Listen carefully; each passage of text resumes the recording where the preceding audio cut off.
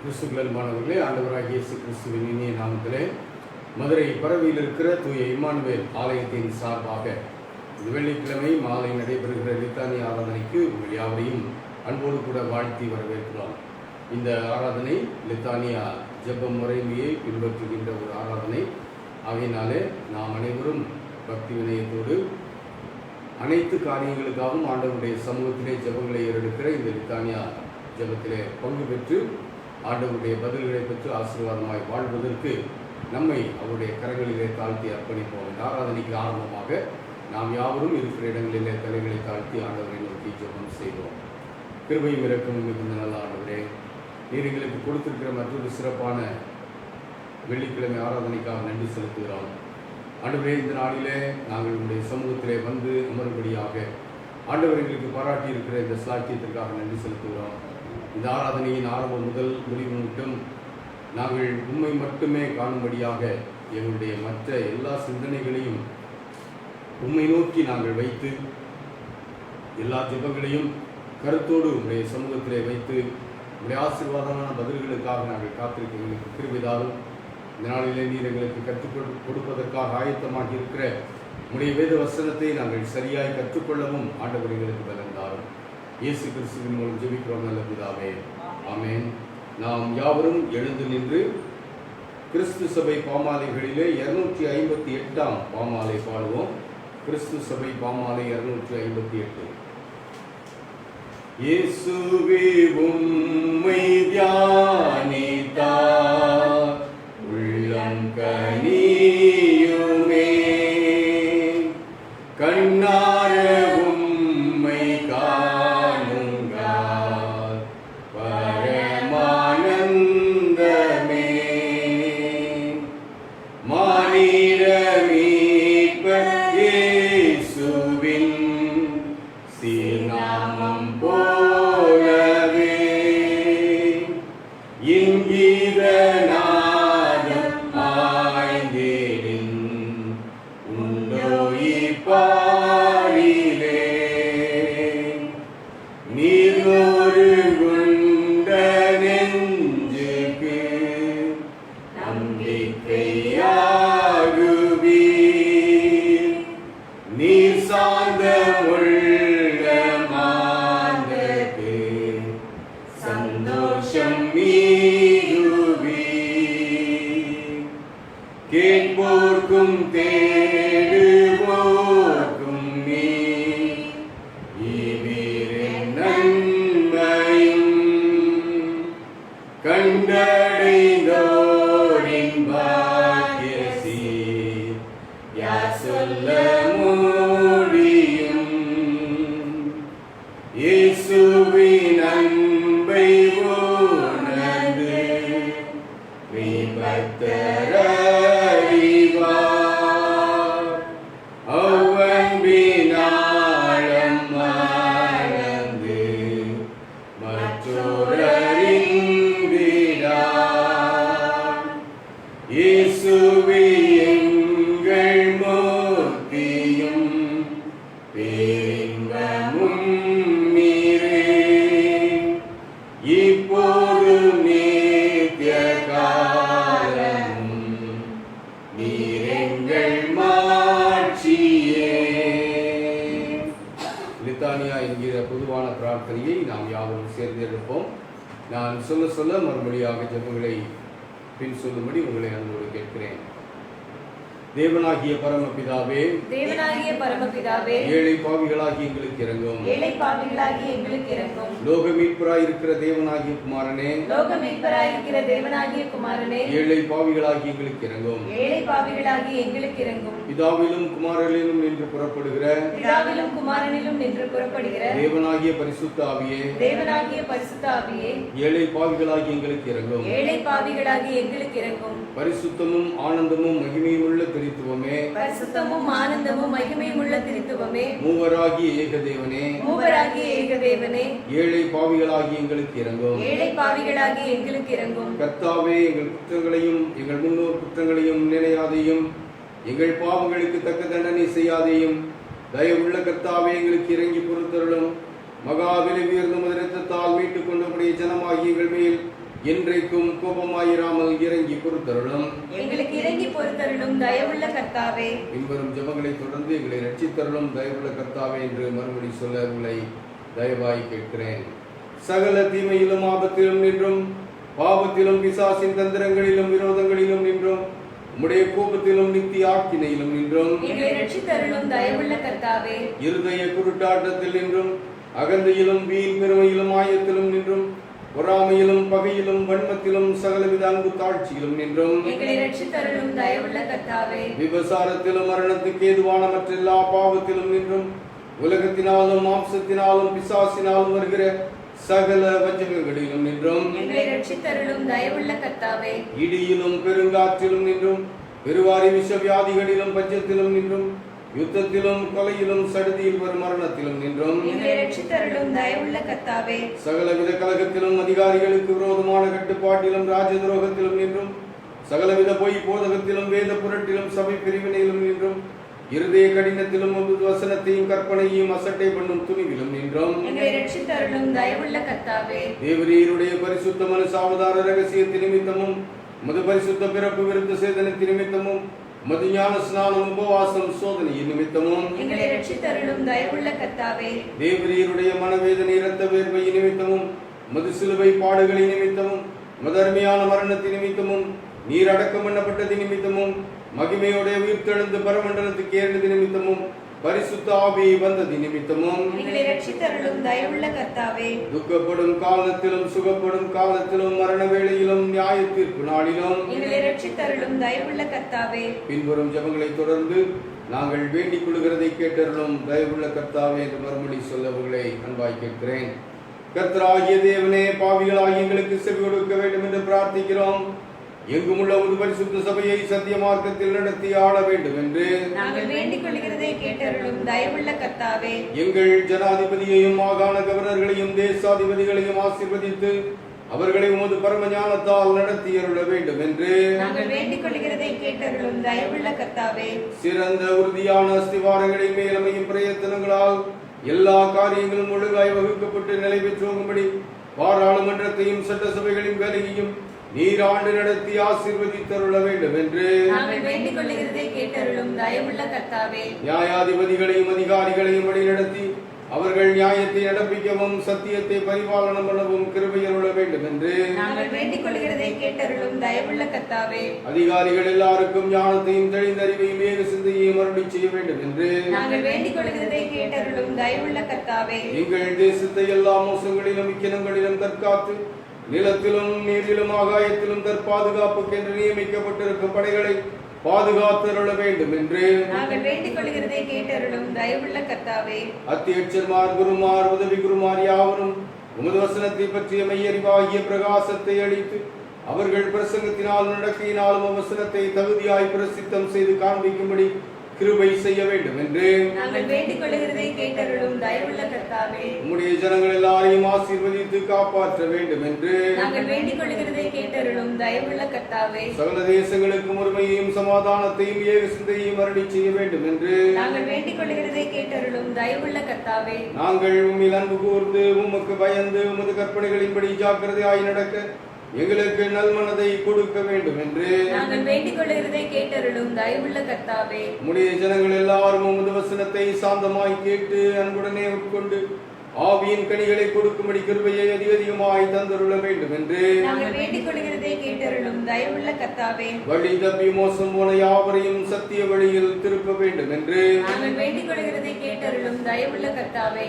நிற்கிறவர்களை பலப்படுத்தி மன ஊக்கமில்லாதவர்களை தேற்றி ஆதரித்து விழுந்தவர்களை கை தூக்கி கடைசியில் சாத்தானை எங்கள் கால்களின் கீழே நசுக்கி போட வேண்டும் என்று நாங்கள் வேண்டிக் கொள்கிறதை கேட்டருளும் தயவுள்ள கர்த்தாவே. மோசத்திலும் வறுமையிலும் துன்பத்திலும் அகப்பட்ட யாவருக்கும் ஆதரவையும் சகாயத்தையும் ஆறுதலையும் செய்ய வேண்டும் என்று நாங்கள் வேண்டிக் கொள்கிறதை கேட்டருளும் தயவுள்ள கர்த்தாவே. நிலத்திலும் நீரிலும் ஆகாயத்திலும் யாத்திரை பண்ணுகிற யாவரையும் பிரசவ வேதனைப்படுகிற ஸ்திரீகள் எல்லாரையும் சகல வியாதிக்காரரையும் குழந்தைகளையும் காப்பாற்றி காவலில் அடைபட்டவர்கள் சிறைப்பட்டவர்கள் யாவருக்கும் இரக்கம் செய்ய வேண்டும் என்று நாங்கள் வேண்டிக் கொள்கிறதை கேட்டருளும் தயவுள்ள கர்த்தாவே. தாய் தந்தை இல்லா பிள்ளைகளையும் கைம்பெண்களையும் திக்கற்றவர்கள் ஒடுக்கப்பட்டவர்களையும் காத்து பராமரிக்க வேண்டும் என்று நாங்கள் வேண்டிக் கொள்கிறதை கேட்டருளும் தயவுள்ள கர்த்தாவே. எல்லா மனுஷருக்கும் இரக்கம் செய்ய வேண்டும் என்று நாங்கள் வேண்டிக் கொள்கிறதை கேட்டருளும் தயவுள்ள கர்த்தாவே. எங்களை பகைக்கிறவர்களுக்கும் துன்பப்படுத்துகிறவர்களுக்கும் அவதூறு பண்ணுகிறவர்களுக்கும் மன்னித்து அவர்கள் இருதயத்தை திருப்ப வேண்டும் என்று நாங்கள் வேண்டிக் கொள்கிறதை கேட்டருளும் தயவுள்ள கர்த்தாவே. பூமியின் நற்பலன்களை அதன் காலத்தில் நாங்கள் அனுபவிக்கும்படி அவைகளை எங்கள் உபயோகத்துக்காக தந்து காப்பாற்ற வேண்டும் என்று நாங்கள் வேண்டிக் கொள்கிறதை கேட்டருளும் தயவுள்ள கர்த்தாவே. எங்களுக்கு மெய்யான மனம் திரும்புதலை தந்து எல்லா பாவங்களையும் அஜாக்கிரதையும் அறியாமையும் மன்னித்து மது பரிசுத்த வசனத்தின்படி எங்கள் நடக்கையை சீர்படுத்துகிறதற்கு மது பரிசுத்தாவின் கிருபையை அருளி செய்ய வேண்டும் என்று நாங்கள் வேண்டிக் கொள்கிறதை கேட்டருளும் தயவுள்ள கர்த்தாவே. தேவனுடைய குமாரனே நாங்கள் வேண்டிக் கொள்கிறதை கேட்டருளும். தேவனுடைய குமாரனே நாங்கள் வேண்டிக் கொள்கிறதை கேட்டருளும். லோகத்தின் பாவங்களை சுமந்து தீர்க்கிற தேவாட்டுக்குட்டியே உமது சமாதானத்தை எங்களுக்கு அருளி செய்யும். லோகத்தின் பாவங்களை சுமந்து தீர்க்கிற தேவாட்டுக்குட்டியே எங்களுக்கு இறங்கும். கிறிஸ்துவே கேட்டருளும். கிறிஸ்துவே கேட்டருளும். கர்த்தாவே எங்களுக்கு இறங்கும். கர்த்தாவே எங்களுக்கு இறங்கும். கிறிஸ்துவே எங்களுக்கு இறங்கும். கிறிஸ்துவே எங்களுக்கு இறங்கும். கர்த்தாவே எங்களுக்கு இறங்கும். கர்த்தாவே எங்களுக்கு இறங்கும். பரமண்டலங்களில் இருக்கிற எங்கள் பிதாவே, உம்முடைய நாமம் பரிசுத்தப்படுவதாக, உம்முடைய ராஜ்யம் வருவதாக, உம்முடைய சித்தம் பரமண்டலத்திலே செய்யப்படுவது போல பூமியிலேயும் செய்யப்படுவதாக. அன்றன்றுள்ள எங்கள் அப்பத்தை எங்களுக்கு இன்று தாரும். எங்களுக்கு விரோதமாய் குற்றம் செய்கிறவர்களுக்கு நாங்கள் மன்னிக்கிறது போல எங்கள் குற்றங்களை எங்களுக்கு மன்னியும். எங்களை சோதனைக்குள் பிரவேசிக்க பண்ணாமல் தீமை என்று எங்களை ரட்சித்துக் கொள்ளும். ஆமென்.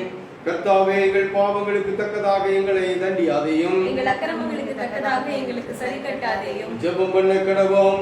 நொறுங்குண்ட இருதயத்தின் பெருமூச்சையும் துயரப்படுகிறவர்களின் விருப்பத்தையும் புறக்கணியாத தேவனே, இரக்கமுள்ள பிதாவே, துன்பங்களும் இடுக்கண்களும் எங்களை வருத்தும் போதெல்லாம் நாங்கள் உம்மை நோக்கி செய்யும் ஜெபங்களை கிருபையாய் கேட்டருளும். உமதடியாராகிய நாங்கள் எந்த உபத்திரவங்களினாலும் சேதப்படாமல் உமது பரிசுத்த சபையில் எப்பொழுதும் உமக்கு ஸ்தோத்திரம் செலுத்தும்படியாக பிசாசும் மனிதரும் எங்களுக்கு விரோதமாக நடப்பிக்கும் உபாய தந்திரங்கள் யாவும் தேவரீருடைய தயவுள்ள விசாரணையினாலே அவமாய் போகும்படி எங்கள் கர்த்தராகிய இயேசு கிறிஸ்துவின் நிமித்தம் கிருபை செய்தருளும். ஆமென். கர்த்தாவே உமது நாமத்தின் நிமித்தம் எழுந்தருளி எங்களுக்கு சகாயம் செய்து எங்களை ரட்சியும். பராபரனே, எங்கள் பிதாக்கள் காலத்திலும் அவர்களுக்கு முந்தின பூர்வ காலத்திலும் தேவரீர் செய்த மகத்தான கிரியைகளை எங்கள் பிதாக்கள் அறிவிக்க எங்கள் காதுகளால் கேட்டோம். கர்த்தாவே உமது மகிமை பிரதாபத்தின் நிமித்தம் எழுந்தருளி எங்களுக்கு சகாயம் செய்து எங்களை ரட்சியும். பிதாவுக்கும் குமாரனுக்கும் பரிசுத்த ஆவிக்கும் மகிமை உண்டாவதாக. ஆதியிலும் இப்பொழுதும் எப்பொழுதுமான சதா காலங்களிலும் மகிமை உண்டாவதாக. ஆமென். கிறிஸ்துவே எங்கள் சத்துருக்களை விலக்கி எங்களை இரட்சியும். கிருபையாய் எங்கள் உபத்திரவங்களை கண்ணோக்கும். உருக்கமாய் எங்கள் மன விசாரங்களை பாரும். இரக்கமாய் உமது ஜனத்தின் பாவங்களை மன்னியும். தயவாய் இரக்கத்துடன் எங்கள் ஜெபங்களை கேளும். தாவீதின் மைந்தனே எங்களுக்கு இறங்கும். கிறிஸ்துவே இப்பொழுதும் எப்பொழுதும் செவி கொடுத்தருளும். கிறிஸ்துவே கிருபையாய் கேளும். கிறிஸ்துநாதரே கிருபையாய் கேளும். கர்த்தாவே உம்முடைய இரக்கத்தை எங்களுக்கு காண்பியும். நாங்கள் உம்மிடத்திலே நம்பிக்கை வைத்திருக்கிறோம். ஜெபம் செய்வோம்.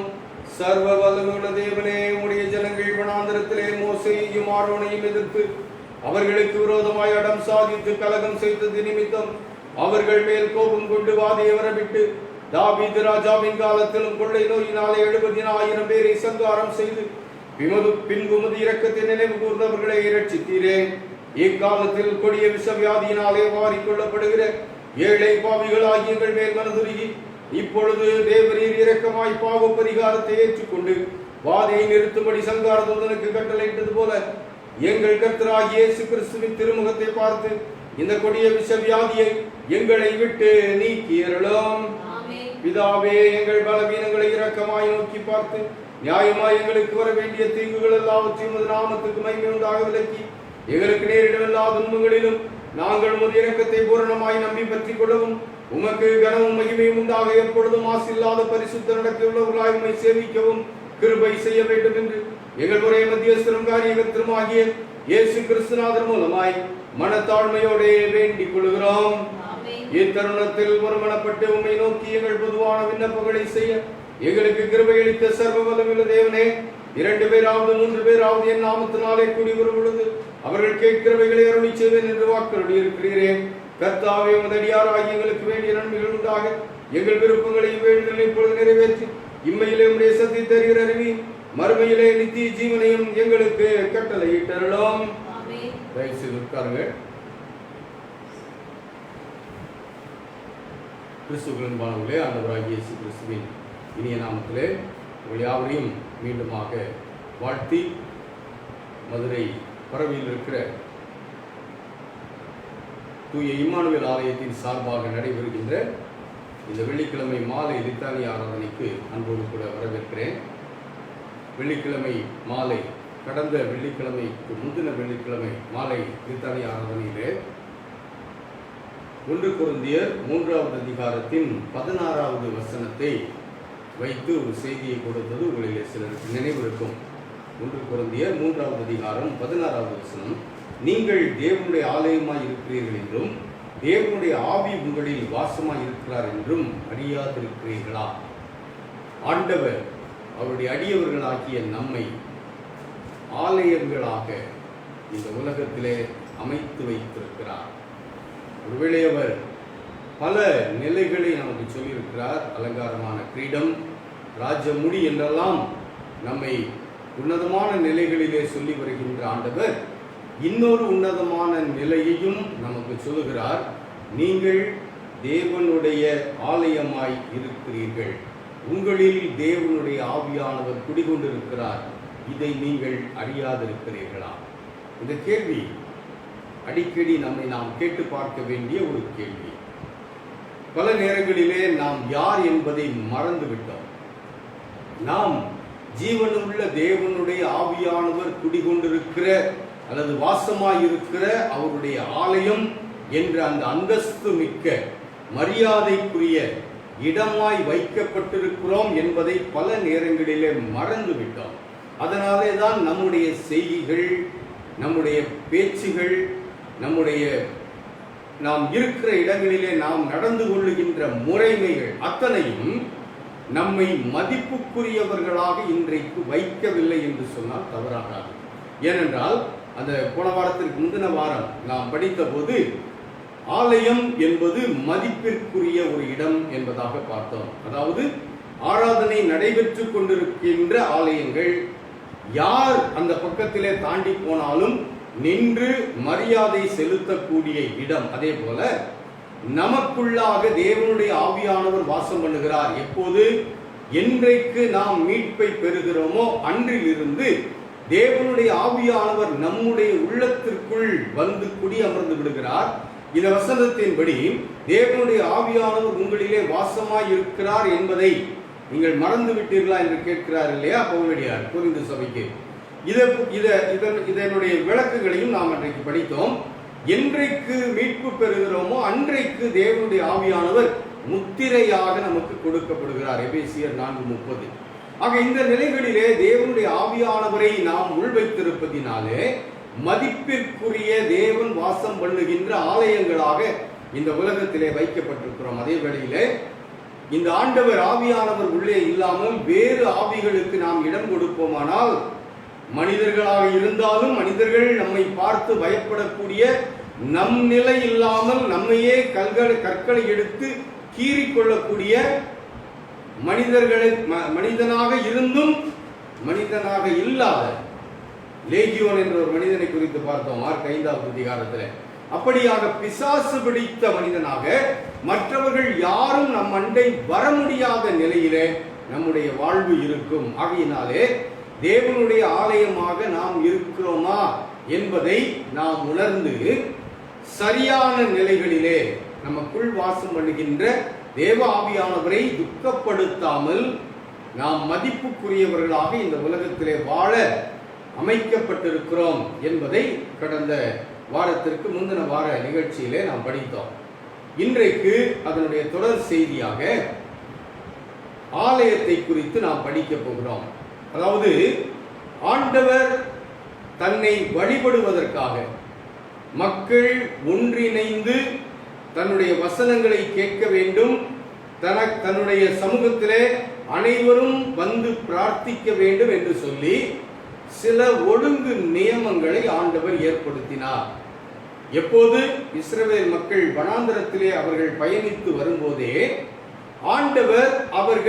ஆண்டவரை வழிபடுவதற்காக கூடாரத்தை அமைத்து, ஆசரிப்பு கூடாரம் என்று அழைக்கப்பட்ட கூடாரத்தை அமைத்து அந்த கூடாரத்திலே எப்படியெல்லாம் அந்த அமைப்பு இருக்க வேண்டும் என்பதை ஆண்டவர் நுணுக்கமாய் சொல்லிக் கொடுத்து அந்த அடிப்படையிலே தெய்வ மக்கள் அனைவரும் இணைந்து ஆண்டவருடைய ஆலயத்திலே வந்து வழிபட வேண்டும் என்று அவர் விரும்பினார். ஏன் அப்படி வரும்போது அங்கேதான் இறைவன் இருக்கிறாரா என்ற கேள்விக்கு அங்கு மட்டுமில்லை, நம் உள்ளங்களிலே குடிகொண்டிருக்கிறார். அந்த இறைவன் நம்மை ஒன்றிணைத்து அவருடைய சமூகத்திலே விண்ணப்பங்களை வைக்கவும் அவருடைய திருமறை உண்மைகளை புரிந்து கொள்ளவும் நமக்கு அந்த ஆலயங்களை ஏற்படுத்தி கொடுக்கிறார். அப்படி ஆலயத்தை ஏற்படுத்தி கொடுத்திருக்கிற அந்த ஆலயங்களும் இன்றைக்கு நீங்களே தேவனுடைய ஆலயமாய் இருக்கிறீர்கள் என்று சொல்லுகின்ற நாமும் ஒரே நிலையிலே இருக்க வேண்டும், அதே ஒரே ஒன்று போல இருக்க வேண்டும் என்பது மிக மிக முக்கியம். அதாவது ஆலயத்துக்கு எவ்வளவு மதிப்பு கொடுக்கிறோம், எவ்வளவு மரியாதை கொடுக்கிறோம், அந்த ஆலயத்திற்குள்ளே நாம் நுழையும் போது எப்படி இருக்கிறோம், ஏன் அந்த ஆலயத்திலே தேவன் வாசம் பண்ணுகிறார் என்று நாம் நம்புவதினாலே அப்படி செய்கிறோம். அதே போல தேவன் வாசம் பண்ணுகின்ற இந்த சரீரத்தை அதே போல நிலையிலே நாம் பாதுகாக்க வேண்டும், மரியாதையாய் வைத்திருக்க வேண்டும். அப்போதுதான் மற்றவர்கள் மரியாதை செலுத்தக்கூடிய ஒரு நிலைக்கு வரும். ஆகையினால இது ரெண்டு ரொம்ப முக்கியம். ஆக அந்த ஆலயம் நமக்கு கற்றுத்தருகின்ற இந்த ஆலயத்தை, நம்முடைய சரீரமாகிய ஆலயத்தை நாம் பராமரிக்க வேண்டிய நிலைகளை நாம் படிப்போம் தொடர்ந்து. அப்ப முதல்ல சாலமோன் ஒரு பெரிய தேவாலயத்தை கட்டினார். தாவீது ராஜா அந்த ஆலயத்தை கட்ட விரும்பினார். ஆனால் ஆண்டவர், உன் கையிலே இரத்தப்பழி இருக்கிறது, ஆகையினாலே நீ எனக்கு ஆலயத்தை கட்ட மாட்டாய், உன் மகன் எனக்கு கட்டுவான் என்று சொல்லி இருந்தார். அந்த அடிப்படையிலே சாலமோன் ராஜா ஒரு மிக பெரிய தேவாலயத்தை கட்டுகிறார். அந்த சமயத்திலே இஸ்ரவேல் கோத்திரங்கள் பிரிவுபடாமல் சமஸ்த இஸ்ரவேலாக 12 கோத்திரங்களும் ஒன்றிணைந்த இஸ்ரவேலாக இருந்தது. சவுல் காலத்தில் அப்படி இருந்தது, தாவீது காலத்தில் அப்படி இருந்தது, அதற்கு பிறகு சாலமோன் காலத்தில் இருந்தது. சாலமோன் காலத்திற்கு பிறகு 2 ராஜ்யங்களாக அந்த ராஜ்யம் பிரிந்து போனது. அப்ப இந்த ஒன்றிணைந்த ராஜ்யமாய் இருந்த இஸ்ரவேல் ராஜ்யத்துல இந்த தாவீது ராஜாவின் மகனாக 3வது இடத்திலே ராஜ்யபாரம் ஏற்ற சாலமோன் ஒரு மிகப்பெரிய தேவாலயத்தை கட்டி அந்த தேவாலயத்தை பிரதிஷ்டை பண்ணுகிறார். அதையெல்லாம் நாம் இப்போது பார்த்து கொண்டிருப்போமானால் நமக்கு நேரம் போய்விடும். ஆகையினால அந்த பகுதியில ஒரு வசனத்தை நான் உங்கள் முன்பாக வைக்க விரும்புகிறேன். 1 ராஜாக்களின் புஸ்தகம் 8வது அதிகாரம் 63வது வசனத்துல ஆலயத்தை பிரதிஷ்டை பண்ணினார்கள். அந்த பெரிய தேவாலயம் சாலமோன் ராஜாவினாலே கட்டப்பட்ட அந்த பெரிய தேவாலயம் பிரதிஷ்டை பண்ணப்பட்டு விட்டது. அந்த பிரதிஷ்டை சம்பவங்களை எல்லாம் தயவு செய்து நீங்க பிறகு படிச்சு பாருங்க. மிக மிக ஆழமான அர்த்தமுள்ள பல உண்மைகள் அதுல நமக்கு தெரிய வரும். ஒரு ஆலயம் எப்படி இருக்கும், அது எந்த மாதிரி இடம், அங்க என்னெல்லாம் நம்ம போய் செய்யணும், என்ன நமக்கு குறைகள் வரும்போது அந்த ஆலயத்திற்கு ஓட வேண்டும் என்பதெல்லாம் அங்கே தெளிவாய் சொல்லப்பட்டிருக்கிறது. அந்த ஆலயத்தின் பிரதிஷ்டை முடிந்தது. அந்த பிரதிஷ்டை முடிந்த போது அங்கே இருந்தது என்ன நடந்துச்சா, அந்த 63வது வசனத்தை முழுசு வாசிக்கிறேன்.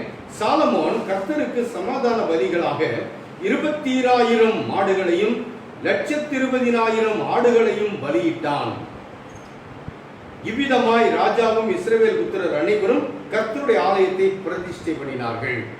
அந்த பிரதிஷ்டை நாளில அங்க நடைபெறுகின்ற ஒரு காரியம் என்ன, 22,000 மாடுகளும் 120,000 1,20,000 ஆடுகளும் பலியாக செலுத்தப்பட்டது. அப்படி செலுத்தப்பட்ட நிலையில அந்த தேவாலயம் பிரதிஷ்டை பண்ணப்பட்டது. அப்ப தேவாலயத்துல இருக்க வேண்டிய ஒரு இடம் இங்கே குறிப்பிடப்படுகிறது. பிரதிஷ்டை பண்ணப்பட்ட தேவாலயம். இப்போ யாரு? நீங்களும் நானும். நம்முடைய உடல், நம்முடைய சரீரம் இன்றைக்கு தேவன் வாசம் பண்ணுகின்ற, அதாவது பிரதிஷ்டை பண்ணப்பட்ட தேவன் வாசம் பண்ணுகின்ற தேவாலயம். அப்ப தேவாலயத்துல என்ன இருந்துச்சு, என்ன இருக்கணும், பலி செலுத்துவதற்கான ஒரு இடம், அதாவது பலிபீடம் இருக்க வேண்டும். இந்த தேவாலயத்துல அந்த பலிபீடம் இருந்துச்சா, அந்த தேவாலயத்தில் இருந்த ஒரு பலிபீடம் பத்தலைன்னு சொல்லி இவ்வளவு அதிகமான எண்ணிக்கையிலான மாடுகளும் ஆடுகளும் பலி செலுத்தப்பட்டதுனால அந்த பலிபீடம் போதாததுனால சாலமோன் ராஜா என்ன பண்றாரு பாருங்களேன். 64வது வசனம், கர்த்தருடைய சந்நிதியில் இருந்த வெண்கல பலிபீடம் சர்வாங்க தகன பலிகளையும் போஜன பலிகளையும் சமாதான பலிகளையும் நிலத்தையும் கொள்ள மாட்டாமல் சிறிதா இருந்தபடியினால ராஜா கர்த்தருடைய ஆலயத்தின் முன் இருக்கிற பிரகாரத்தின் நடு மையத்தை பரிசுத்தப்படுத்தி அன்றைய தினம் அங்கே சர்வாங்க தகன பலிகளையும் போஜன பலிகளையும் சமாதான பலிகளின் நிலத்தையும் செலுத்தினான். அப்ப ஆலயத்திற்குள்ள பரிசுத்தப்படுத்தப்பட்ட பலிபீடம் இருக்க வேண்டும். என் அன்பான தெய்வ மக்களே, நம்முடைய ஆலயமாகிய நம்முடைய சரீரத்தில் பலிபீடம் என்பது எது? நம்முடைய இருதயம். நம்முடைய இருதயம் நம்முடைய சரீரத்தின் பலிபீடம். இந்த பலிபீடம் சுத்தப்படுத்தப்பட்டு இதுல பலி செலுத்தப்பட வேண்டும். சுத்தப்படுத்தப்பட்ட பலிபீடம் நம்முடைய இருதயமாய் இருக்க வேண்டும். இதுதான் இன்றைய செய்தியின் தலைப்பு. நம்முடைய இருதயம் பலிபீடம். அந்த பலிபீடம் எப்படிப்பட்ட பலிகளை ஆண்டவருக்கு ஏற்புடையதாய் செலுத்துவதற்கு ஆயத்தம் உள்ளதாக அல்லது தயார் நிலையில இருக்கணும். அது தாறுமாறா இருக்கக்கூடாது. இந்த பொன்று ராஜாக்களின் புஸ்தகத்துல நம்ம படிச்ச போது என்ன சொல்றாரு பாருங்க, அந்த ஆலயத்திற்கு முன் இருக்கிற பிரகாரத்தின் நடுமையத்தை பரிசுத்தப்படுத்தி. அப்ப பலிபீடம் என்பது பரிசுத்தப்படுத்தப்பட்ட ஒரு இடம். நம்முடைய சரீரத்துல பலிபீடம் இருதயம் என்று ஏன் சொன்னேன் அப்படின்னா, இந்த உலகத்திற்குள்ள ஆண்டவரை ஏற்றுக்கொள்ளாமல் நம்ம இருக்கும்போது இந்த இருதயமாகிய பலிபீடம் எப்படி இருக்கிறது தெரியுமா? உலகத்திற்குள் அவதரிக்கும் போதே துர்க்குணத்தில் உருவானேன், என் தாய் என்னை பாவத்தில் கர்ப்பம் தரித்தாள் என்று வேதவசனம் நமக்கு சொல்லுது. 51வது சங்கீதத்துல தாவீது ராஜா அந்த சங்கீதத்துல பாடும்போது அப்படி பாடுகிறார். அப்போ உலகத்துக்குள்ள நான் வரும்போது துர்க்குணம் நிறைந்த பாவியாக உலகத்திற்குள் வருகிறேன். அப்படி வருகிற என்னுடைய பலிபீடமாகி இருதயம் எப்படி இருக்குது தெரியுமா? எரேமியா தீர்க்கதரிசியின் புஸ்தகம் 17வது அதிகாரம் 9வது வசனம் இந்த இருதயம் எப்படிப்பட்ட நிலையில் இருக்கிறது என்று தெளிவாக சொல்லுகிறது. எல்லாவற்றை பார்க்கிலும் இருதயமே திருக்குள்ளதும் மகா கேடுள்ளதுமாய் இருக்கிறது, அதை அறியத்தக்கவன் யார்? இருதயம் எப்படி இருக்குதா? இருதயமே, அதாவது நல்லா அந்த வசனத்தை கவனிச்சு பாருங்க. எல்லாவற்றை பார்க்கிலும் இருதயமே திருக்குள்ளதும் மகா கேடுள்ளதுமாய் இருக்கிறது. அப்போ ஒரு மனிதனுடைய பலிபீடம் என்பது எப்படிப்பட்ட நிலையில இந்த உலகத்துக்குள்ள இருக்குது, உலகத்துக்குள்ள வருது? திருக்குள்ளதும் மகா கேடுள்ளதுமான ஒரு நிலையில இந்த உலகத்திற்குள்ள அப்படிப்பட்ட இருதயத்தோடு ஒரு மனிதன் அவதரிக்கிறான். நீங்களும் நானும் அவதரிச்சோம். ஆனா ஆண்டவருக்கு ஸ்தோத்திரம், ஆண்டவருடைய ரத்தம் நம்மை மாற்றி இருக்கிறது. மாற்றி இருக்கிற நாம், பிரதிஷ்டை செய்யப்பட்ட நாம் தொடர்ந்து பரிசுத்தமான நிலையில இருக்கிறோமா என்பது கேள்வி. நான் பரிசுத்தமானவன், ஆண்டவருடைய ஆவியானவர் இடத்துல இருக்கிறார் என்ற நிலையில எத்தனை நேரம் வாழ்கிறோம்? அந்த வசனம் அழகா சொல்லுது பாருங்களேன். இருதயமே திருக்குள்ளதும் மகா கேடுள்ளதுமா இருக்கிறது, இதை அறியத்தக்கவன் யார்? அப்ப இந்த திருக்குள்ளதும் கேடுள்ளதுமான இருதயம் திரும்ப திரும்ப எங்க போயிடக்கூடும்?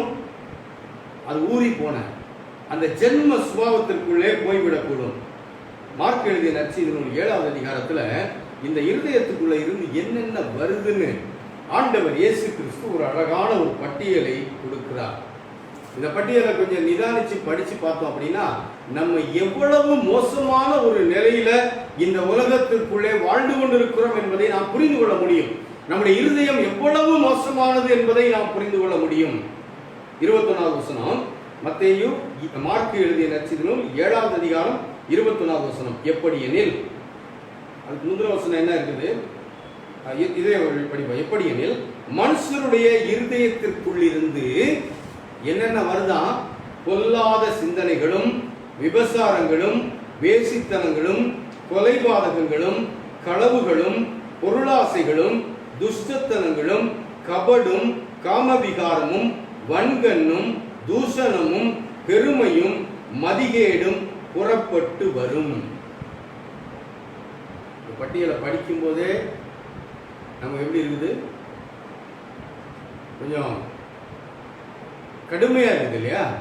கடுமையான குணங்கள். இதெல்லாம் நம்ம பொதுவா என்ன சொல்லுவோம், மற்றவங்க கிட்ட இருக்குதுன்னு சொல்லுவோம். வன்கண், பொறாமை, பொருளாசை, துஷ்டத்தனம், கபடு, காமவிகாரம், தூஷணம், பெருமை, மதிகேடு. இதுல பல, இதுக்கெல்லாம் டிக் போட்டு பாருங்க, ஒரு பேப்பர்ல தனியா எழுதி வச்சு இது எது எது நமக்கு ஒத்து வரும்னு கொஞ்சம் எடுத்து பார்ப்போமானால் இதுல பல குணங்கள் நமக்கு அது சரியானதுன்னு வரும் இல்லையா? ஏதோ ஒன்று ரெண்டுல வேணா நம்ம தப்பிச்சுக்கிடலாமே ஒழிய மீதி இதுல இருக்கிற பல குணங்கள் இன்றைக்கும், நான் சொல்றது யாருக்கு தெரியுமா? ஆண்டவருடைய ரத்தம் என்னை கழுவி இருக்கிறது என்று சொல்லி நானும் தேவனுடைய ஆலயமாய் இருக்கிறேன் என்று வாழுகின்ற நம்மை பற்றி பேசுகிறேன். இன்னைக்கு ஆலயங்களுக்குள்ள எவ்வளவு பிரச்சனை, எவ்வளவு போராட்டம், ஒருத்தருக்கு ஒருத்தர் பேசுகின்ற தூஷண வார்த்தை, ஒருத்தர் மேல் வைத்திருக்கிற வன்கள், பொறாமை. இந்த பட்டியலெல்லாம் கொஞ்சம் யோசித்து பாருங்க. இதெல்லாம் எங்க இருக்குது? இன்னைக்கு வீடுகளுக்குள்ள இருக்குது. அதுக்கு அடுத்து தேவாலயங்களுக்குள்ள இருக்குது. தேவாலயங்களுக்குள்ள யார் இருக்கா? நீங்களே தேவனுடைய ஆலயம் என்று சொல்லப்பட்ட நீங்களும் நானும் இருக்கிறோம். இன்றைக்கு அந்த இடங்களுக்குள்ள இருந்து இந்த காரியங்கள் புறப்பட்டு வருகிறது என்றால், இன்னைக்கு பொதுவா சொல்லப்படுகிற வார்த்தைகள் என்ன? எல்லா ஆலயங்களையும் பிரச்சனை, எல்லா ஆலயங்களையும் சண்டை, எல்லா ஆலயங்களையும் வேண்டாத காரியங்கள், ஆண்டவருடைய நாமத்தை அபகீர்த்தி அடைய செய்யக்கூடிய செயல்கள். இதெல்லாம் எங்க இருந்து வருது தெரியுமா? மனிதனுடைய இருதயத்தில் இருந்து புறப்பட்டு வருகிறது. நமக்குள்ள இருந்து வெளியில வருது. வேற எங்கேயும் இருந்து நம்மை பிடிக்கல. நல்லா புரிந்து கொள்ளுங்கள். அங்க இருந்து வந்துச்சு, அவங்க மூலமா வந்துச்சு, அவங்க சொல்லி கொடுத்ததுனால வந்துச்சுலாம் கிடையாது. இது உங்களுக்குள் இருந்து புறப்பட்டு வெளியிலே வருகின்ற விஷமத்தனமான செயல்கள், குணங்கள். இந்த விஷமத்தனமான குணங்கள் எல்லாம் எங்க உற்பத்தி ஆகுது? இதுக்குரிய ஃபேக்டரி யார் தெரியுமா? தனி மனிதன், தனி மனித இருதயத்திலிருந்து. ஏசாமி தெளிவா சொல்லியிருக்கிறார் பாருங்களேன். எப்படி எனில், மனுஷருடைய இருதயத்திற்குள் இருந்து பொல்லாத சிந்தனை. இங்கதானே எல்லா பிரச்சனையும் ஆரம்பிக்குது. சிந்தனை சரியா இருந்துச்சுன்னா எல்லாமே ஒழுங்காகிடும் இல்லையா? இந்த சிந்தனையின் வெளிப்பாடுதான செயல்கள். இதெல்லாம் எங்க உற்பத்தி ஆகுது? இங்க சொல்லப்பட்டிருக்கிற குணங்கள் எல்லாம் விபச்சாரங்கள், வேசித்தனம், கொலைபாதகம், களவு, பொருளாசை, துஷ்டத்தனம், கபடு, காமவிகாரம், வன்கள், தூஷணம், பெருமை, மதிகேடு. இதெல்லாம் எங்க உற்பத்தி ஆகுது? உள்ள இருந்து, இருதயத்திற்குள்ளிருந்து புறப்பட்டு வரும். அடுத்த வசனம், பொல்லாங்கானவைகளாகிய இவைகள் எல்லாம் உள்ளத்திலிருந்து புறப்பட்டு மனுஷனை தீட்டுப்படுத்தும் என்றார். அன்பானவர்களே, ஆண்டவருக்கு பலி செலுத்த வேண்டிய பலிபீடம் இன்னைக்கு எப்படி இருக்குது? கொஞ்சம் யோசித்து பாருங்களேன். இதுல எதிரையாவது நான் இந்த சொல்லப்பட்ட இந்த குணம் இருதயத்திலிருந்து புறப்பட்டு வரும்னு ஏசாமி சொன்ன இந்த குணத்துல நாம் 100க்கு 100 தேறினேன்னு சொல்ல முடியுமா? ஏன்? இந்த இருதயம் அப்படி திருக்குள்ளதும் மகா கேடுள்ளதுமா இருக்கிறதே. அப்ப இன்னைக்கு நான் இயேசுவின் பிள்ளை என்று சொல்லிக்கொண்டு இந்த காரியங்களுக்கு உட்பட்டு இருப்போமானால், என்பால் திருச்சபை மக்களே, நீங்க யாரா இருந்தாலும் சரி, நாம் உணர வேண்டிய உணர்வு என்ன தெரியுமா? நான் இன்னும் என் இருதயத்தை ஆண்டவருக்கு கொடுக்கவில்லை என்பதை நீங்கள் உணர்ந்து கொள்ள வேண்டும். உள்ளுக்குள்ள இருந்து வருகிற பொறாமை, இன்னும் ஒருத்தரை பார்த்து ஒருத்தர், வன்கள், இன்னும் இங்க சொல்லப்பட்டிருக்கிற அனைத்து குணங்களும் இருதயத்திற்கு உள்ளிருந்து புறப்பட்டு வரும். உள்ள இருந்து பொல்லாங்கானவைகளாகி இவைகள் எல்லாம் உள்ளத்திலிருந்து புறப்பட்டு மனுஷனை தீட்டுப்படுத்தும் என்று ஆண்டவர் சொல்லியிருக்கிறாரே. இந்த குணங்கள் எல்லாம் உள்ள இருந்து உற்பத்தி ஆகின்ற தொழிற்சாலை நம்முடைய இருதயம். அப்ப எவ்வளவு கொடுமையான ஒண்ணுன்னு பார்த்துக்கிடுங்களேன். இன்னைக்கு பொதுவா ஒரு 30 வயது தாண்டினவர்கள் இருதயத்தை பாதுகாக்கிறதுக்கு, அதாவது அட்டாக்ல இருந்து பாதுகாக்கிறதுக்கு, இருதய மாரடைப்புகளில் இருந்து பாதுகாக்கிறதுக்கு எத்தனையோ வழிகள் இன்றைக்கு சொல்லிக் கொடுக்கப்படுகின்றன. நீங்க இப்படியெல்லாம் நடக்கணும். எத்தனை மருத்துவ ஆலோசனைகள் நமக்கு சொல்லிக் கொடுக்கப்படுகிறது. 30 வயசு ஆனவங்க யாரா இருந்தாலும் சரி, லேசா ஒரு பக்கம் ஒருவேளை அது வாயுனால ஒரு வலி ஆரம்பிக்குதுன்னு வைங்க, உடனே போய் டாக்டரை பார்த்தணும். யார்கிட்ட நம்ம சொன்னாலும் சரி, அதை ரொம்ப ஈஸியா விட்டுறாதீங்க. நீங்க பாட்டுக்கு வாயுன்னு நினைச்சு விட்டுறாதீங்க. போய் அது இருதய பலவீனமா இருக்கும், உடனே போய் டாக்டரை பாருங்க. ஏன், அங்க ஏதாவது ஒரு பிளாக் அடைப்பு வந்துருச்சுன்னா ஒட்டு மொத்தமா முடிஞ்சிச்சு.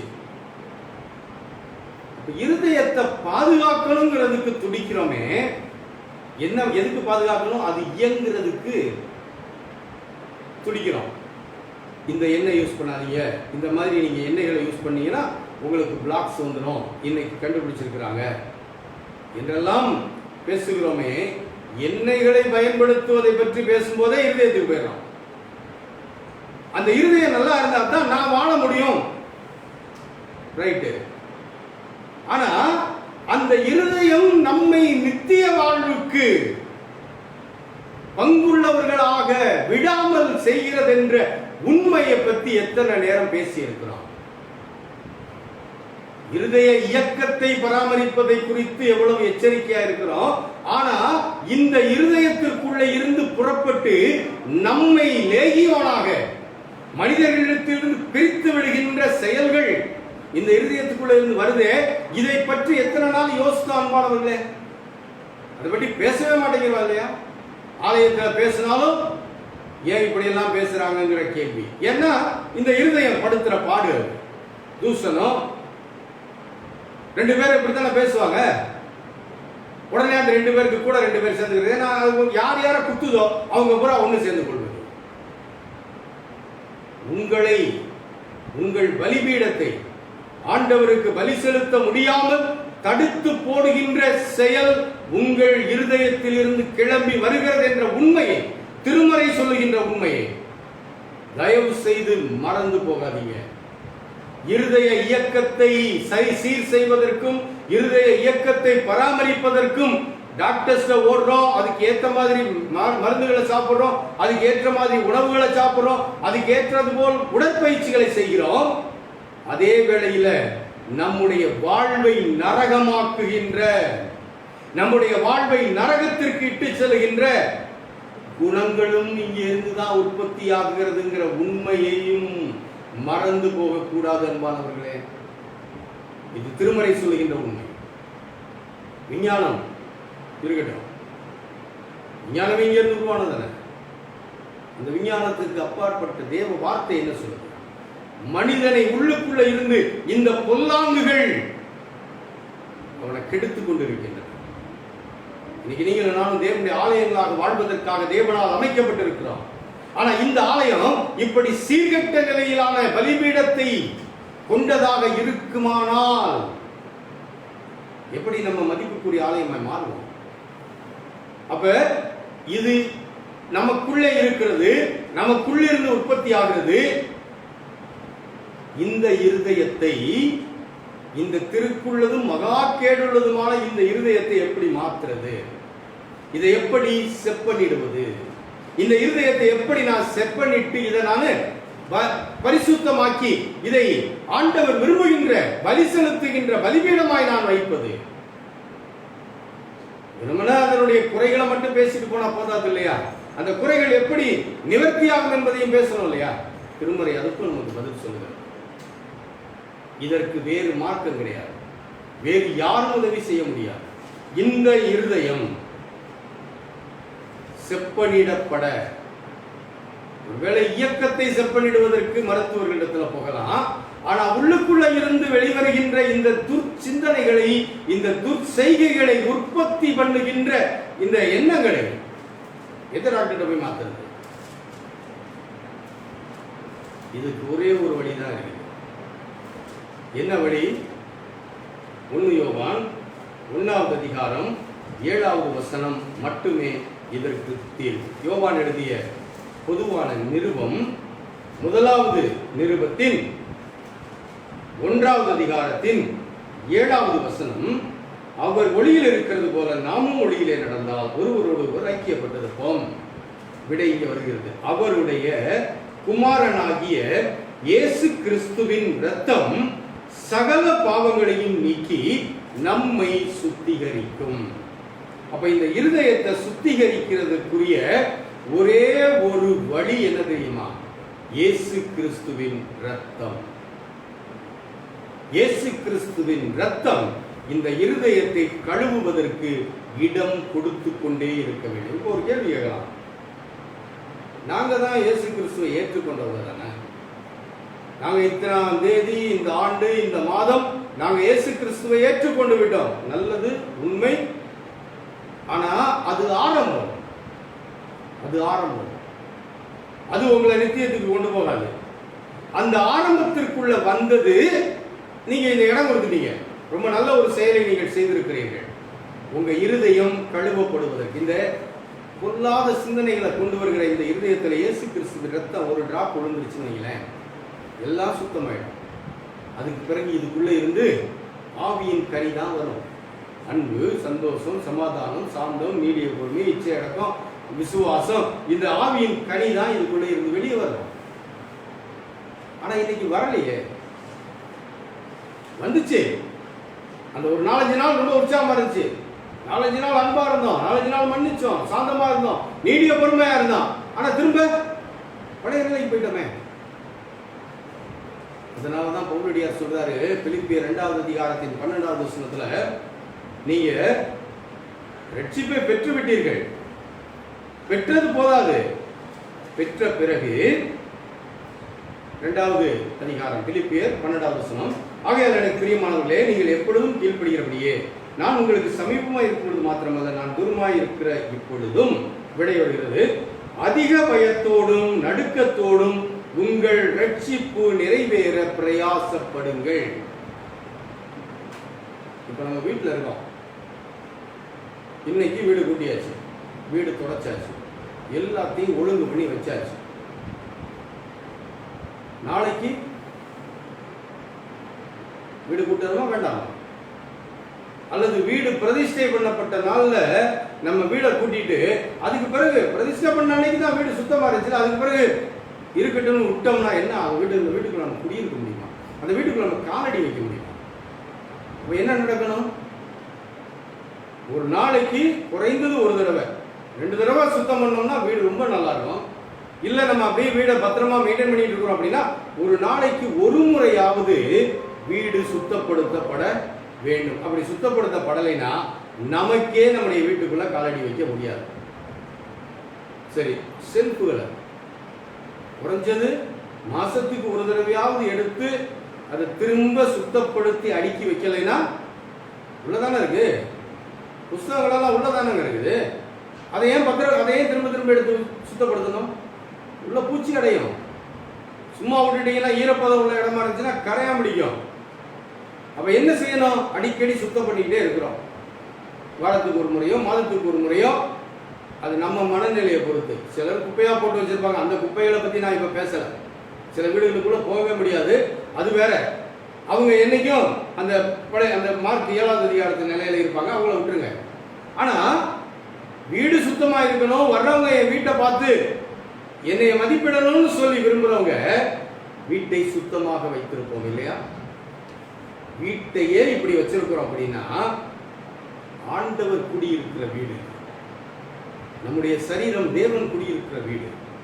தேவன் குடியிருக்கிற இந்த வீட்டுல ஒரு நாள் சுத்தப்படுத்துதல் நடந்துருச்சு, அதுக்கு பிறகு அதை பத்தி கவலைப்பட வேணாம், நான் டிக்கெட் வாங்கிட்டேன், என்னைக்கு நான் செத்தாலும் மோட்சத்துக்கு போவேன்னு சொல்லிட்டு இருந்தீங்கன்னா உங்க வீடு சுத்தப்படுத்தப்படலைன்னா 4வது நாள் உங்க வீட்டுக்குள்ள நீங்களே காலடி எடுத்து வைக்க முடியாது இல்லையா? அந்த நிலைமை தான் உங்க வாழ்வு. ரட்சிப்பும் அப்படித்தான். சுத்தப்படுத்துதல் நடந்து கொண்டே இருக்க வேண்டும். அதைத்தான் பவுலடியார் பிலிப்பு சபைக்கு எழுதும்போது சொல்றாரு, அதிக பயத்தோடும் நடுக்கத்தோடும் உங்கள் ரட்சிப்பு நிறைவேற பிரயாசப்படுங்கள். ரட்சிப்புக்காக பிரயாசப்படுங்கன்னு சொல்லல. ரட்சிப்புக்காக நம்ம எந்த பிரயாசமும் பண்ண முடியாது. சிலுவை தான், ஆண்டவருடைய சமூகம் தான். ஆண்டவரே என்னை மன்னியும்னு அவர் முன்னால மண்டியிடுவது ஒண்ணுதான். அவருடைய ரத்தம் மட்டும்தான் அதை தர முடியும், அதுக்கு வேற மார்க்கம் கிடையாது. ஆனால் அந்த ரட்சிப்பை பெற்ற பிறகு அதை பாதுகாக்க வேண்டியது, அது நிறைவேறுதல் என்றால் என்ன? அதை பூரணத்தை நோக்கி கொண்டு போகணும் இல்லையா? நம்முடைய வாழ்வின் கடைசி வரைக்கும் அதை பரிசுத்தமாய் காத்து கொள்ளணும் இல்லையா? இந்த வீடு சுத்தப்படுத்துறத யோசிக்கும் போது நம்முடைய ஆத்மாவை சுத்தப்படுத்துறதையும் நீங்க யோசிக்கணும். இடத்துல தரையில ஒரு அழுக்கு இருக்குது அப்படின்னா பார்த்துட்டு சும்மா இருக்குமா? உடனே சுத்தப்படுத்துவோம் இல்லையா? நமக்குள்ள உள்ள அழுக்குகள் வேதவசனம் நமக்கு காட்டுதே, வேற யாரும் காட்ட முடியாது. வேதவசனம் காட்டுதே. இப்படி வேதவசனத்தை படிக்கும் போது நமக்கு தெரியுதே. அப்ப அந்த அழுக்குகளை தேவன் வசனத்தின் வழியாக அவருடைய ஊழியக்காரன் வழியாக சுட்டி காட்டும் போது உடனுடன் அடிக்கணும். அதை விட்டுட்டு ஊழியக்காரனை குற்றம் சொல்லிட்டு உட்காந்துருந்தீங்கன்னா உங்களுடைய நிலைமை பரிதாபமானவர்கள். யாரும் உங்களை மீட்டெடுக்க முடியாது. ஒரு முறை மீட்கப்பட்டவன் அறிந்தும் தவறு செஞ்சா அவனுக்காக மற்றொரு பலி இல்லை என்று வேதவசனம் சொல்லுது. உங்களுக்கு வேற கதியே கிடையாது. அதில் பாதாளம் தான். ஆக திருந்துங்க. பலிபீடத்தை சுத்தமாய் வைத்திருங்கள். பலி செலுத்த ஏற்புடைய நிலையிலே உங்கள் இருதயமாகிய பலிபீடம் எப்பொழுதும் காணப்பட வேண்டும். அதைத்தான் தேவன் விரும்புகிறார். உங்கள் ஆலயமாய் வைத்திருக்கிறார். எதுக்கு? சுத்தமான பலிபீடத்தை உடையவர்களாய் நீங்கள் இருக்க வேண்டும். அசுத்தமான பலிபீடம் தேவன் விரும்புகின்ற பலிபீடம் கிடையாது. பலி செலுத்தப்பட ஏற்புடைய பலிபீடமாய் உங்கள் இருதயம் இருக்க வேண்டும். ஏற்புடைய பலிபீடமாய் உங்கள் இருதயம் எப்பொழுதும் காணப்படுவதற்கு நீங்கள் இயேசு கிறிஸ்துவின் ரத்தம் கழுவப்பட்ட நிலையிலேயே திரும்ப திரும்ப விழுந்தது இயல்பு. அதனால ஆண்டவர் சொன்னார், நீதிமான் 7 தரம் விழுந்தாலும் எழுந்திருப்பான்னு சொன்னார். விழுந்தா அந்த குப்பையிலே கிடப்பான்னு சொல்லல. ஐயோ நான் விழுந்துட்டேன், மீட்கப்பட்ட நான் விழுந்துட்டேன், ஊழியம் செஞ்ச நான் விழுந்துட்டேன், கவலைப்படாதீங்க. உலகம் உங்களை குற்றவாளியா பார்த்துக்கிட்டே இருக்கும். கடைசி வரைக்கும் உலகம் உங்களை குற்றவாளின்னு தான் சொல்லும். உலகத்தின் சர்டிபிகேட் உங்களுக்கு வேண்டாம். ஆண்டவருடைய தீர்ப்பு தான். அவர் நீங்க 7 தரம் விழுந்தாலும் நீங்க எந்திரிப்பீங்கன்னு சொல்லியிருக்கிறாரு. எந்திரிங்க. விசுவாச வாழ்க்கையில முன்னுக்கு வாங்க. இன்னும் கொரோனான்னு பயத்திலே உட்கார்ந்துட்டு இருக்காதீங்க. அது ஒரு பக்கம் இருக்கட்டும். ஆனா இன்னொரு பக்கத்துல தேவன் விரும்புகின்ற வாழ்வும் உண்டே. நம்மை அவருடைய ஆலயங்களாய் நிறுத்தியிருக்கிறார். அந்த ஆலயம் மதிப்பு மிக்க இடம். இன்றைக்கு நாம் படித்திருக்கிறோம். அந்த ஆலயம் பலிபீடம் உள்ள இடம். அந்த பலிபீடம் பலி செலுத்துவதற்கு ஏற்புடையதாய் இருக்க வேண்டும். நம்முடைய பலிபீடம் இருதயம். அது திருக்குள்ளதும் மகா கேடுள்ளதும் துர்சிந்தனைகளையும் துர்ச்செயல்களையும் உள்ளே இருந்து கொண்டு வருகிற இடமும். ஆனா அது இயேசு கிறிஸ்துவின் ரத்தம் கழுவி சுத்தப்படுத்தும். அந்த பலிபீடத்தை இயேசு கிறிஸ்துவின் ரத்தம் மட்டுமே சுத்தப்படுத்தும். ஆனா இன்னைக்கு அதை மட்டும் விட்டுட்டு இந்த இயேசு கிறிஸ்துவின் ரத்தத்தை வச்சு விளையாடுற விளையாட்டு இருக்குது. ஐயோ அப்பா சுத்தி தேடிடுறாங்க. இயேசுவின் ரத்தம் ஜெயம்னு சொல்லிடுறாங்க. இயேசுவின் ரத்தம் விளையாட்டு கிடையாதுங்க. அது பாவத்தை மட்டும் மாற்றும். வீட்டை சுத்தி ரத்தம் தெளிக்கிறேங்கிறது என்னென்ன பைத்தியரத்தனமான செயல்கள் எல்லாம் இன்றைக்கு கிறிஸ்தவத்துல அப்படியே விதைச்சு விட்டு போயிடுறாங்க. உடனே நம்ம ஆட்களும் வேதத்தை படிக்காம அவங்க சொன்னாங்க இவங்க சொன்னாங்க, எதுக்குனாலும் இயேசுவின் ரத்தத்தை படிச்சுக்கிறோம். பெரிய ஊழியக்காரர் சொல்லிட்டாருங்க, இயேசு கிறிஸ்துவின் ரத்தம் இருதயத்தை கழுவும். ஜெயம் என்ன ஜெயம் தெரியுமா? இயேசு கிறிஸ்துவின் ரத்தம் உங்களுக்கு கொடுக்கிற ஜெயம் பாவத்தில் இருந்து விடுதலை. தலவாணி கடியில ராத்திரி பயம் வந்துருச்சுன்னா இயேசுவின் ரத்தத்தை தெளிச்சு ஜெபம் பண்ண. வீட்டு வாசல்ல இயேசுவின் ரத்தத்தை தெளி. அவர் ரத்தம் அன்னைக்கே சிலுவையில சிந்தப்பட்டு விட்டது. எதுக்கு தெரியுமா? நம்முடைய பாவங்களை மன்னிக்க. சும்மா இயேசுவின் ரத்தம் வச்சு விளையாடாதீங்க. அன்பானவர்களே, இயேசு கிறிஸ்துவின் ரத்தம் சகல பாவங்களையும் நீக்கி நம்மை சுத்தப்படுத்தும். அதாவது திருக்குள்ளதும் கேடுள்ளதுமாகி இருதயத்தை சுத்தப்படுத்தி தேவனுக்கு ஏற்புடைய தேவாலயத்தை அலங்கரிக்கின்ற பலிபீடமாக நம்முடைய இருதயத்தை மாற்றி வைக்கும். அவருடைய சமூகத்தில் நம்ம அர்ப்பணம் செய்வோம். நம்முடைய இருதயம் எப்படி இருக்குது? ஆண்டவர் விரும்புகின்ற பலி செலுத்த ஏற்புடைய இடமாக இருக்குதா? இல்லைன்னா நாம் தேவனுடைய ஆலயங்கள் என்று அவர் சொன்னது நமக்கு பொருந்தாது. அது பொருந்தக்கூடிய நிலையில் இருக்க வேண்டுமானால் நம்முடைய இருதயங்களை ஆண்டவர் விரும்புகின்ற பரிசுத்தமான நிலையிலே நாம் பேணிக் கொள்வோம். அதற்கு நம்மை ஆண்டவருடைய சமூகத்திலே அர்ப்பணம் செய்வோம். அது தினம் தினம் காப்பாற்றப்பட வேண்டிய சுத்தப்படுத்தப்பட வேண்டிய பலிபீடம். நாம் யாவரும் எழுந்து நின்று 219வது கிறிஸ்தவ கீர்த்தனையில் 3 சரணங்களை பாடுவோம். 219ஆம் கிறிஸ்தவ கீர்த்தனை. நித்த முயல் மனமே பரிசுத்த ஜீவியத்தில் மித்த வளர நீ நித்த முயல் மனமே. நித்த முயல் மனமே பரிசுத்த ஜீவியத்தில் மெத்த வளரணி நித்த முயல் மனமே. அத்தன் இயேசுவினில் பக்தியாய் அமர்ந்து, அத்தன் இயேசுவினில் பக்தியாய் அமர்ந்து, சத்திய வேதத்தால் நித்தம் உன்னை போஷி நித்தம் முயல் மனமே. அல்பகல் இயேசுவோடு அதிக நேரத்தை, அல்பகல் இயேசுவோடு அதிக நேரத்தை ஆசையாய் கழினி அவரை போலாவாய் நித்தம் முயல் மனமே.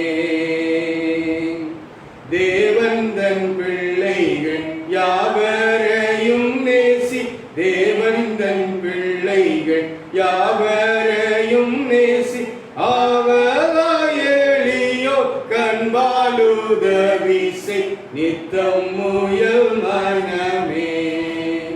பரிசுத்த ஜீவியத்தில் மெத்த வளரணி நித்த முயல் மனமே. ஜெபம் செய்வோம். கிருபை நிறைந்த நல்ல ஆண்டவரே, எங்களை நீர் வாசம் பண்ணுகின்ற ஆலயங்களாக தெரிந்திருக்கிறீர். இந்த ஆலயத்திலே பலிபீடம் உண்டு. பலிபீடம் பரிசுத்தமானதாய் இருக்க வேண்டும். எங்கள் பலிபீடமாகிய இருதயம் திருக்குள்ளதும் மகா கேடுள்ளதுமாய் இருக்கிறது. பொல்லாங்கானவைகளாகிய எல்லாம் எங்கள் இருதயத்திலிருந்து புறப்பட்டு வெளியில் வருகிறது. அதை சரிப்படுத்துகின்ற அந்த பலிபீடத்தை செப்பனிடுகின்ற ஒரே வழி உடைய ரத்தம்.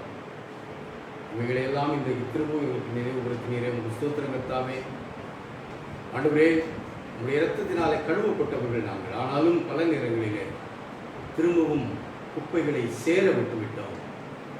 திருக்குள்ள இருதயத்தின் பழைய நிலைக்கு கழுவப்பட்டவர்களாகிய நாங்களும் செல்ல முற்பட்டு விட்டோம். இன்றைக்கு எங்கள் நிலை எப்படி இருக்க வேண்டும் என்பதை நீர் சுட்டி காட்டினீரே. உங்கள் ஸ்தோத்திரம் கர்த்தாவே. ஆண்டவரே, இந்த வசனத்திலே இன்றைக்கு நாங்கள் கேட்டது போல இருதயத்தை நாங்கள் எப்பொழுதும் இரத்தம் கழுவின நிலையிலே அதிக பயத்தோடும் நடுக்கத்தோடும் ரட்சிப்பு நிறைவேற பிரயாசப்படுகிறவர்களாக நாங்கள் முன்னோக்கி செல்ல நீர் விரும்புகின்ற பரிசுத்தமான பலிபீடத்தை உடையவர்களாய் நாங்கள் வாழ ஆண்டவர் எங்களுக்கு கிருபை செய்ய வேண்டும் என்று ஜெபிக்கிறோம். இந்த உதவியை ஆண்டவரே நீர் எங்களுக்கு செய்யும். உம்முடைய ஒத்தாசையின்றி நாங்கள் அப்படி வாழ முடியாது கர்த்தாவே. ஆகையினாலே எங்களுக்கு அந்த உதவியை நீர் செய்து நீர் விரும்புகின்ற பரிசுத்த பலிபீடம் உள்ள இருதயத்தை கொண்டவர்களாய் நாங்கள் வாழ கிருபையார். எங்களுடைய திருச்சபை மக்களுக்காக திரும்ப ஜெபிக்கிறோம். ஒவ்வொருவரையும் ஆண்டவரே இந்த நீர் விரும்புகின்ற நிலையிலே மாற்றி வாழ வைக்க வேண்டும் என்று ஜெபிக்கிறோம் கர்த்தாவே. அப்படியாக எங்களுடைய திருச்சபை முழுமையும் பரிசுத்த பலிபீடம் உள்ள திருச்சபையாய் உம்முடைய சமூகத்திலே உண்மை அலங்கரிக்கின்ற மக்களை கொண்ட திருச்சபையாய் உம்முடைய சாட்சிகளாய் வாழ கிருபைதான். இந்த தனிமைப்படுத்துதல் இந்த காலங்களிலே எங்களை நாங்கள் சரிப்படுத்தி உம்முடைய சமூகத்திலே எங்களை ஒப்புரவாக்கி நீர் விரும்புகின்ற நிலையிலே எங்களை நாங்கள் நிலைநிறுத்தி உம்முடைய ஆலயத்திற்கு வந்து ஆலயத்தின் வழியாக உண்மை இன்னும் உயர்த்தி காட்ட எங்களுக்கு நீர் கிருபைதான். எங்கள் திருச்சபையில் உள்ள ஒவ்வொருவரையும் உடைய கரத்திலே தருகிறோம். ஒவ்வொருவரையும் ஆண்டவரே உடைய கரத்தினாலே நீர் தொட்டு பலப்படுத்தும். தேவைகள் உள்ள மக்கள் ஒவ்வொருவருடைய தேவைகளையும் சந்தியும் சுவாமி. வேலை சம்பந்தமாக, பொருளாதாரம் சம்பந்தமாக, படிப்பு சம்பந்தமாக, எதிர்காலங்கள் சம்பந்தமாக, தொழில் ரீதியாக என்னென்ன தேவைகளை உடைய சமூகத்திலே முன்வைக்கிறார்களோ, சரீர சுகவீனங்களுக்காக யார் யாரெல்லாம் உடைய சமூகத்திலே ஜெபித்துக் கொண்டிருக்கிறார்களோ ஒவ்வொருவரையும் ஆண்டவர் தொட்டு ஆசீர்வதியும். ஒவ்வொருவருக்கும் நீர் கொடுத்திருக்கிற ஆசீர்வாதங்களுக்காக ஸ்தோத்திரம், முன்னேற்றங்களுக்காக ஸ்தோத்திரம். இந்த கொரோனா சூழ்நிலையிலும் எங்கள் திருச்சபை மக்களை ஆண்டவர் அற்புதமாக காத்து வழிநடத்தி கொண்டிருக்கிறேன். உங்களுக்கு ஸ்தோத்திரம் ஆண்டவரே. அதே போல எங்கள் திருச்சபை மக்கள் மட்டுமல்ல, இந்த ஆன்லைன் ஆராதனையிலே இணைந்திருக்கிற அன்பு தெய்வ மக்கள் ஒவ்வொருவரையும் விதமாக நீர் ஆசீர்வதியும். நாங்கள் கேட்ட அனைத்து காரியங்களையும் இந்த ஆராதனையிலே இணைந்திருக்கிற ஒவ்வொருவருக்கும் பரத்திலிருந்து நீர் கிருவியாக இறங்கி கொடுத்து ஒவ்வொருவரையும் நீர் ஆசீர்வதிக்க வேண்டும் என்று ஜெபிக்கிறோம். எல்லாருடைய தேவைகளையும் நீர் சந்தித்து ஆண்டவரே, உம்முடைய மக்கள் உம்மை விட்டு விடாமல் பிடித்துக் கொள்ள, உம்முடைய வசனங்களிலே தங்களை சரிப்படுத்திக் கொள்ள, எங்களுக்கு காட்டுகின்ற கண்ணாடிகளாகிய திருவசனத்தின்படி எங்களை சீரமைத்துக் கொள்ள ஆண்டவர் கிருபை தந்து ஆசீர்வதித்து ஒவ்வொருவரையும் நீர் வழிநடத்தி காத்துக் கொள்ள வேண்டும் என்று எங்கள் ஆண்டவர் இயேசு கிறிஸ்துவின் மூலமாய் தாழ்வோடு ஜெபிக்கிறோம் நல்ல பிதாவே, ஆமென். கர்த்தர் உன்னை ஆசீர்வதித்து உன்னை காக்க கடவர். கர்த்தர் தம்முடைய முகத்தை உன்மேல் பிரகாசிக்க பண்ணி உன்மேல் கிருபையாயிருக்க கடவர். கர்த்தர் தம்முடைய முகத்தை உன்மேல் பிரசன்னமாக்கி உனக்கு சமாதானம் கட்டளையிட கடவர். ஆமென். நீங்காதீரும் என் நேச கர்த்தரே,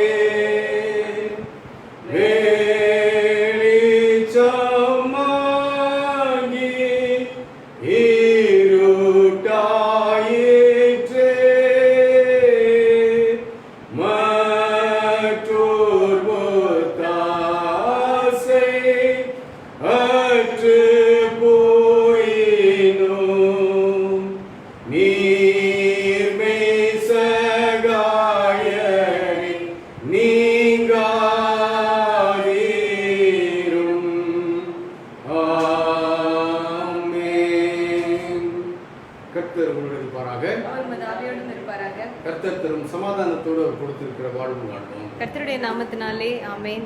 கர்த்தர் உங்களை ஆசீர்வதிப்பாராக.